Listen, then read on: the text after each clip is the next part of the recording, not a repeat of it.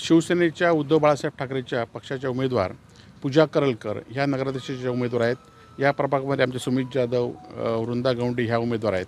आणि पूजा करलकर ह्या गेल्या अनेक वर्षे या विभागाचे नगरसेवक म्हणून या शहरामध्ये वेगवेगळ्या प्रभागातून काम करत आहेत. आणि त्यांची काम करण्याची पद्धत ही लोकांना माहिती आहे. आणि त्यामुळे कोणाचे कुबड्या न घेता त्या नगरपालिकेत सक्षम कारभार करू शकतात. आणि त्यामुळे आम्हाला प्रचाराला प्रतिसाद संपूर्ण मालवण शहरातून अत्यंत चांगला मिळतो आहे. आणि आमच्या शिवसेना उद्धव बाळासाहेब ठाकरेंच्या मशाल ह्या चिन्हावर निवडून लोक आम्हाला मतदान करतील असा आम्हाला विश्वास आहे. यापूर्वी मालवण नगरपालिकेवरती ठाकरे शिवसेनेचा नगराध्यक्ष होता. यावेळेला भाजप आणि शिंदे शिवसेनेकडून प्रतिष्ठेची निवडणूक केली जाते. आपण या मतदारसंघाचे माजी आमदार आहात, कशा प्रकारे बघता या निवडणुकीत, कारण तुमची प्रतिष्ठा या निवडणुकीत पणाला लागली आहे? खरं तर ही आता निवडणूक जवळजवळ 9 वर्षाने या नगरपालिकेचे होते.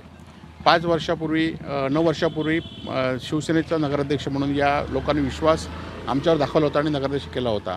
त्या 5 वर्षात आम्ही वेगवेगळी कामं विकासाची केलेली आहेत. परंतु जे नगराध्यक्ष होते किंवा अनेक नगरसेवक होते त्यांनी वेगवेगळ्या आमिषाने आज वेगवेगळ्या पक्षामध्ये भाजप किंवा शिंदे गटामध्ये प्रवेश केलेला आहे.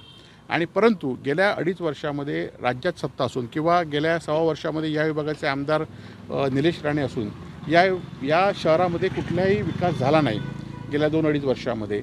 आणि जी कामं आम्ही आणलेली ती कामं जवळजवळ 100 कोटी रुपयाचा निधी या नगरपालिकेच्या खात्यामध्ये पडून आहे. या उलट मच्छीमारांचे प्रश्न तसेच राहिलेले आहेत. आजच्या निवडणुकीमध्ये मच्छीमारांच्या जखमेवर मीठ चोळण्याचं काम शिंदे शिवसेनेने केलेलं आहे, भाजपने केलं आहे. कारण पर्सेंटेज ज्यांच्या नावावर पर्सेंटेज आहेत अशा लोकांना, धनदाडग्यांना पैसे खर्च केले पाहिजेत म्हणून उमेदवारी दिलेली आहे, पैसे घेऊन उमेदवारी दिलेली आहे. आणि त्यामुळे ह्या निवडणुकीमध्ये आमच्यातले सर्वसामान्य लोक आम्ही उमेदवार उभे केलेले आहेत.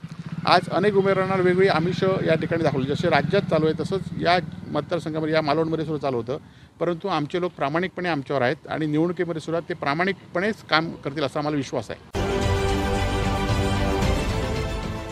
देश विदेशातील प्रत्येक घडामोडींचे लाईव्ह अपडेट मिळवण्यासाठी आता साम टीव्हीच्या सर्व सोशल मीडिया प्लॅटफॉर्मला लाईक, फॉलो आणि सबस्क्राईब करा.